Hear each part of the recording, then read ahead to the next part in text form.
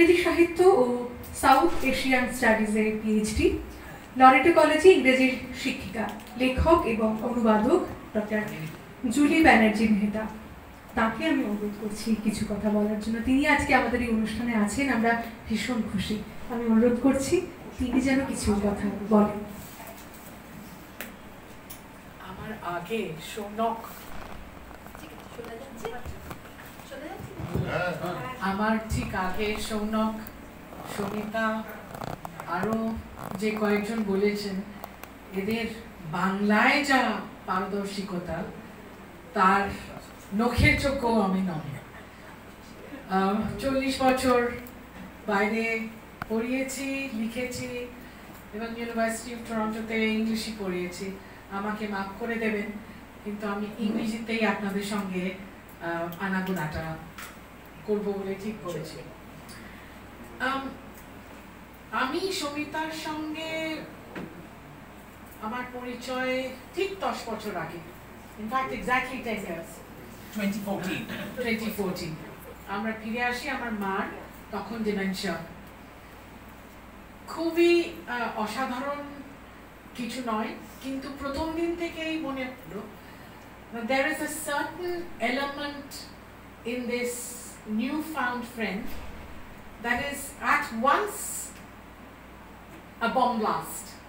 She's funny, she's humorous, she is so talented, so her artwork, a very different kind of person than the ones that I met who were coffee party women or people that I was a little afraid of because I could not really understand এত বছর পরে আমার থেকে কি expectation লোকেদের।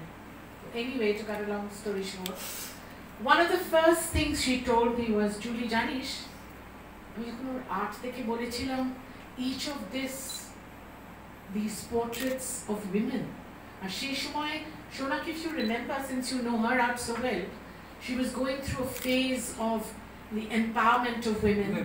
তারপরে ওর যে একজন বাই কাজ করতো ইয়েতে, বম্বেতে, তার সম্বন্ধে যা যা কথা বললো, তার লাইফ হিস্ট্রি সম্বন্ধে। So she was very invested in the character. আমাকে তখন বলেছিল, জানিস I'm a storyteller. ওই যে কথাটাও বলেছিল storyteller, the more I began to have a connection with her, and I used to visit her mother, because like my mother, her mother Urmila Chatterjee was also going through late life crisis.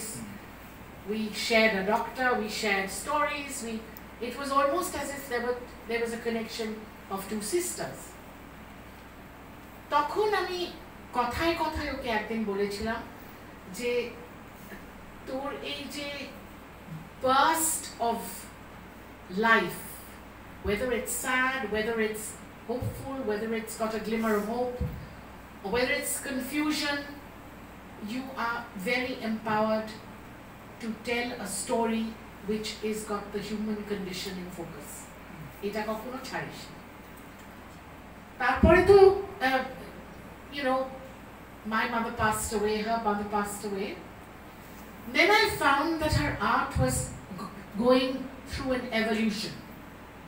সেটা দেখে আমার মনে হলো, Facebook post দেখলাম, তারপরে she began to write about her father. একটা জিনিস সেটা আমি নোটিস করলাম, her portraits were matching her words. So she was becoming a wordsmith very slowly. 2021-এ সোনাক তোমার মনে আছে একটা ডারভিশের করেছিল in a swirl, yeah, where the dervish was very active. ওটা আমি যখন দেখিয়েছিলাম কয়েকজন আর্ট ক্রিটিককে, তারা বলেছিল তারা কখনো দেখেনি, because it was a woman. Yes, it was a woman, and before that dervishes were always Turkish men. When I began to follow that, she asked me to write something about it. আমি ওটা একটু পড়বো আপনাদের জন্য। She had written something. She had painted the dervish, and then I wrote The pinnacle of union comes when in the dance of the Sima. Sima Zen, the dervishes who dance, meet the Creator. And in Dhikr, which is the remembrance of God, O girl, you are Mother Nature. The shore and shaker, the shelter, Rumi's reaper, who becomes the artist's muse. How can we know the difference between the dancer and the dance? Amake Keu, who was a very well-known art curator, এটা দেখে বলেছিল, comparing her picture to these words, that this is probably a beginning. It is so powerful, it is so original in her mind, that it would be interesting to see what would come out of the transmutation from art to words. তো যখন আমি সমিতার এই বুক লঞ্চে আমাকে বলেছিল আসতে, চুলি কিছু তুই বল, তখন আমি লাস্ট এক সপ্তাহ ধরে খুব চুপচাপ ছিলাম, because I was thinking of William Blake in the 1800s. I was thinking of Michael Ondaatje, who was a movie maker. He says that today he is well known as a Booker Prize winner. He will probably be up for the Nobel. But he says he began with the sense of one image in the English Patient. Because he was a movie maker, a photographer, a cinematographer, he realized it is the visual that drives the engine of the verbal and of the written word.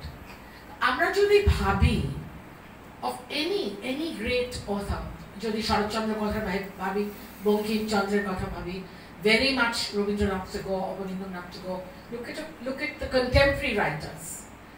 Each of them we remember because of images in their book.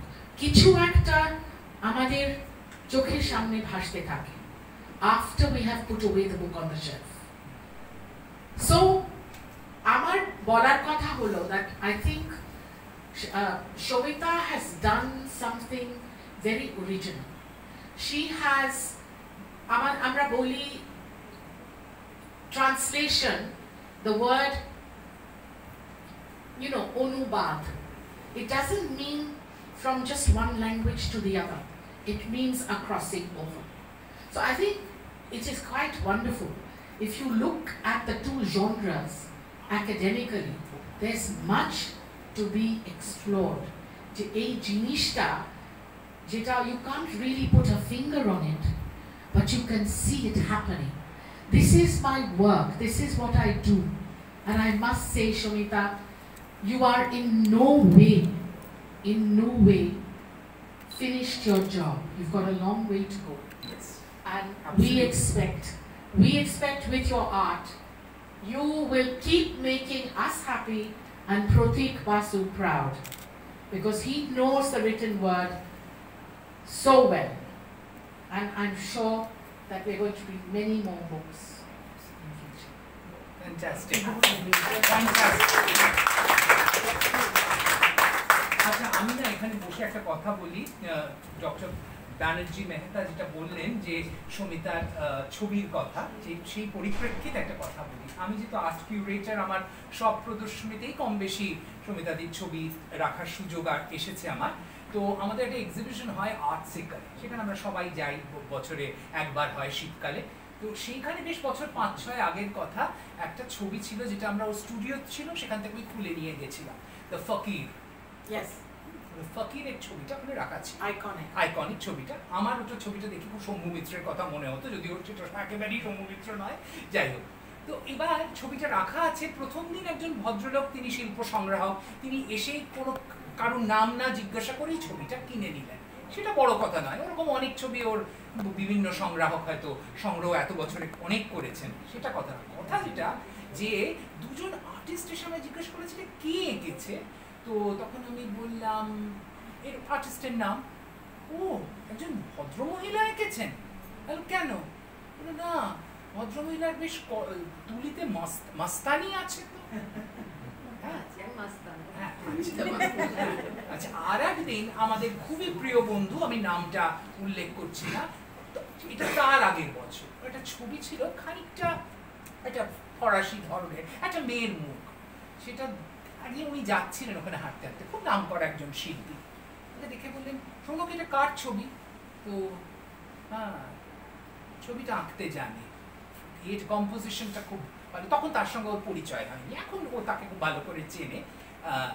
আর একজন এসে বলেছিলেন তিনি খুবই নাম করা, এখন এখন গণেশ আলী এখন সবচেয়ে নাম, বলেছেন খুবই ভালো ছবিটা আঁকে, কিন্তু ওকে সই করাটা শিখতে হবে, কারণ সইটা ও এখন তুচ্ছ চাচ্ছিল্য করে সই করে দেয়, খুব কেয়ারলেস। তো সে গণেশবাবু বলেছিলেন যে ছবির মধ্যে সইটা কিন্তু লুকিয়ে থাকবে, যাতে সইটা যেন বেরিয়ে না আসে, যে কারণে আমাদের অনেক ছবিতে সই খুঁজতে হয়, কোথায় কোথায় সইটা লুকায়িত।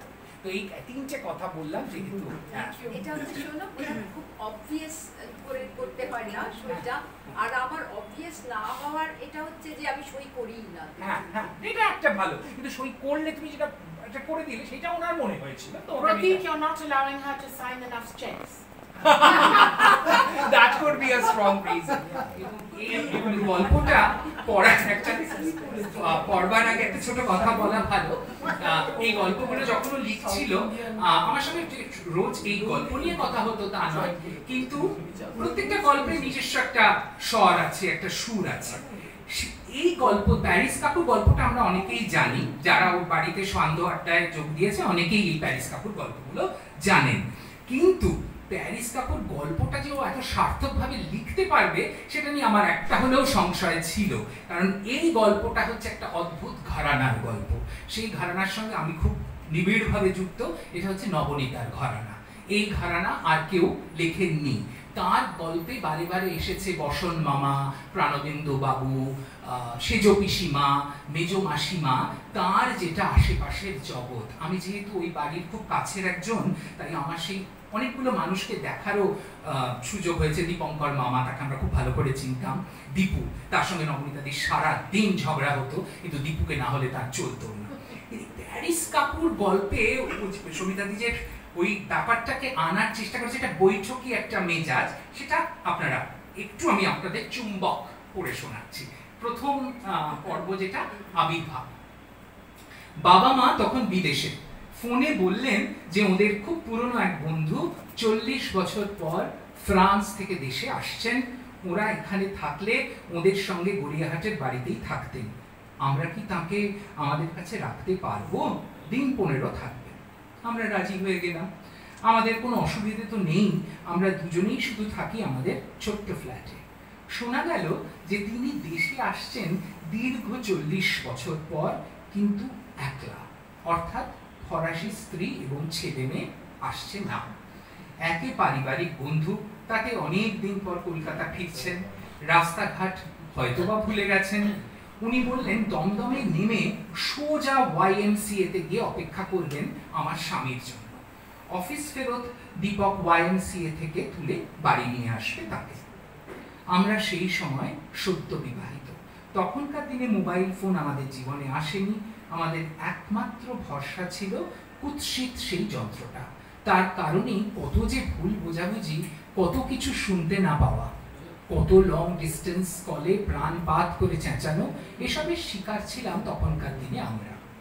যাই হোক, নির্ধারিত দিনে দীপক ওর সেকেন্ড হ্যান্ড ছোট্ট স্ট্যান্ডার্ড হেরাল্ড গাড়িটা নিয়ে অফিস ফেরত ওকে তুলতে বেরোলো। দীপকের বড়ই চিন্তা যে গাড়িটা তো আবার সস্তায় কেনা হয়েছিল, কাজে একবার স্টার্ট বন্ধ করলে আবার স্টার্ট আরম্ভ হতে চায় না। ট্রাফিক লাইটে স্টার্ট বন্ধ করতেই হয় পেট্রোল বাঁচানোর জন্য, কিন্তু ট্রাফিক লাইট সবুজ হলেও ওই গাড়ি অবাধ্য গরুর মতো দাঁড়িয়ে চ্যাঁ করতে থাকে, আর চারদিকের গাড়িগুলো প্যাঁ পো করে হর্ন দিয়ে দীপককে ভীষণ নার্ভাস করে তোলে। কয়েকবার এরকম হয়েছে যে যেই না দীপকের গাড়ি কোনো মতে স্টার্ট হয়েছে আর ও সিগন্যাল ছাড়িয়ে বেরিয়ে যাচ্ছে, ঠিক ওর পেছনেই আবার ট্রাফিক লাইট লাল হয়ে গেছে। বেরিয়ে যেতে যেতে দীপক শুনতে পায় ওর উদ্দেশ্যে খিস্তির ফোয়ারা। এহেন গাড়ি নিয়ে দীপক অফিস ফেরত তিনখানা YMCA তে দাঁড়িয়ে গাড়ি বন্ধ করে আবার স্টার্ট করে যখন কোথাও তার দেখা পেল না, স্বাভাবিকভাবেই মেজাজ ওর তখন তুলবে। ব্লাড প্রেশার এবার বোধহয় ওকে কাবু করেই ছাড়বে। শরীরে ঘামের গঙ্গা বইছে, কারণ তখন গাড়িতে এসি ছিল না। এক রাশ হতাশা নিয়ে বাড়ি ফিরছিল দীপক। রাসেল স্ট্রিটে ঢুকেই হঠাৎ দেখলো ডান দিকে জলজল করছে YWCA এর সাইনবোর্ড। ভাবলো সবই তো করলাম, এখানে একবার চান্স নেই, এটাই বা বাদ দিই কেন। সেই বদমেজাজি গাড়ির স্টার্ট বন্ধ করে ওখানে ঢুকতে না ঢুকতেই দেখে লবিতে বেজায় ফর্সা টাক মাথা এক ভদ্রলোক খুব উত্তেজিত হয়ে হাত পা নেড়ে আপন মনে কি সব বলে যাচ্ছেন, কারণ রিসেপশনের মহিলা ওর কথায় বিশেষ কান দিচ্ছেন না। হয় বুঝছেন না, না হয় ক্লান্ত হয়ে পড়েছেন শুনতে শুনতে। কিভাবে যেন দীপকের মনে হলো ইনি সেই মানুষ, গায়ে বিদেশের গন্ধ। কাছে গিয়ে নিজের পরিচয় দেওয়াতে ভদ্রলোক হাই হাই করে ঝাঁপিয়ে পড়লেন দীপকের ওপর। তুমি এতক্ষণে? আমি ঘন্টার পর ঘন্টা দাঁড়িয়ে আছি, আমার কোনো কথাই এরা বোঝে না। তুমি কি ভুলে গিয়েছিলে? তোমার দেখা নেই কেন? 40 বছর পর দেশে ফেরত আসা মানুষটার যে দেশের কোনো বিষয়ে কোনো ধারণাই নেই, সেটা মুহূর্তে বুঝতে পেরে সমস্ত ফ্রাস্ট্রেশন কন্ট্রোল করে দীপক ঠান্ডা গলায় বলল, আপনি কোথায় দাঁড়িয়ে আছেন জানেন? এটা YWCA, YMCA নয়। তিনখানা YMCA ঘুরে আমি অবশেষে এখানে পৌঁছেছি। এখানে তো নাও আসতে পারতাম। উনি সেসব কথায় কান না দিয়ে বলেন, আরে চলো চলো তাড়াতাড়ি চলো।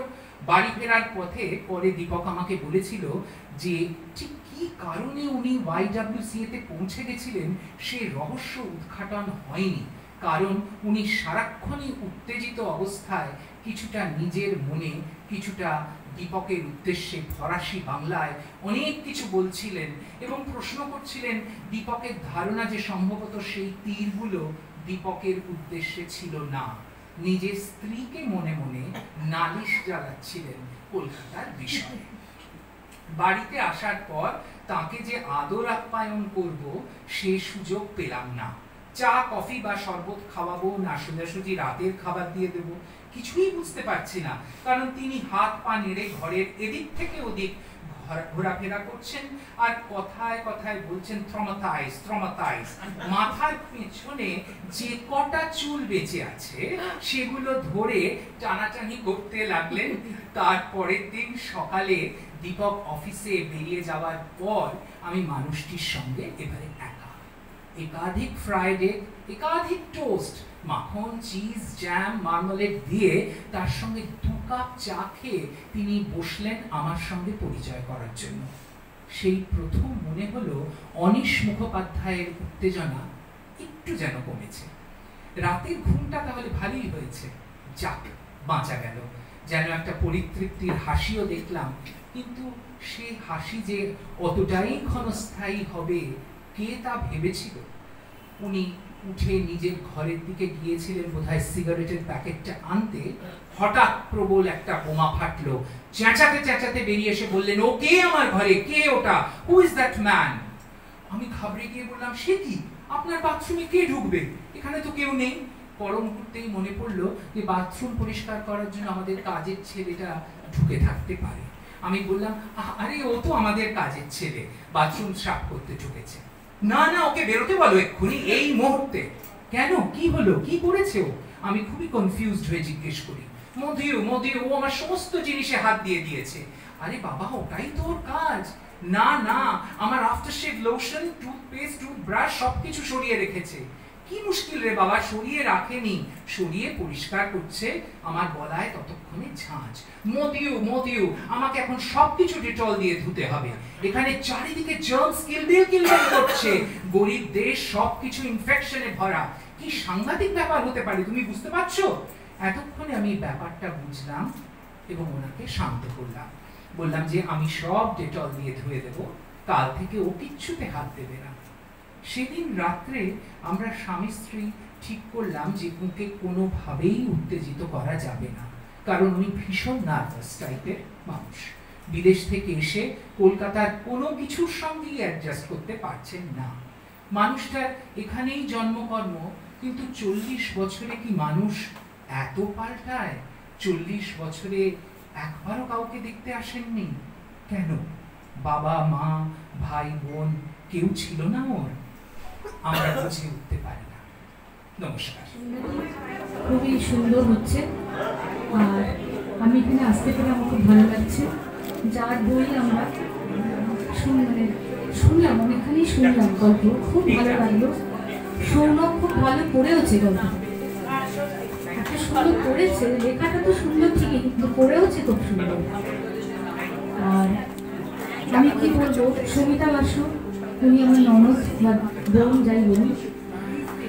তা মঙ্গলাচরণ চট্টোপাধ্যায় এবং উর্মিলা চট্টোপাধ্যায় ওনারা আমার সঙ্গীতকে খুবই কি বলবো প্রশংসিত করেছিলেন, এবং আমার খুব সৌভাগ্য যে ওনাদের আমি পেয়েছিলাম। ফুফুদি সুমিতা বাসু তিনি খুব ভালো একজন অঙ্কন শিল্পী, আমি জানি, তার অনেক এক্সিবিশন দেখেছি, ভালো আঁকেন। প্রথম আমি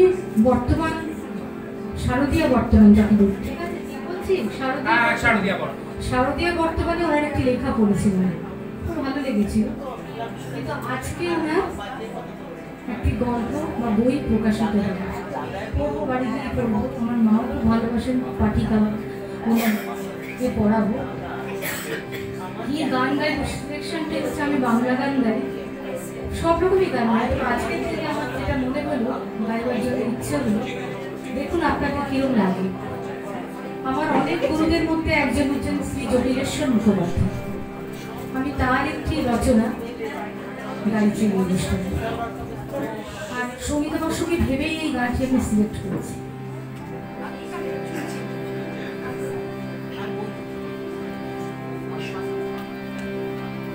আমার সকল কিনতে পারি এমন আমির কই, আমার জল ছবিতে রং মেলাবে এমন আবির কই, আমার সকল কিনতে পারি এমন আমির কই,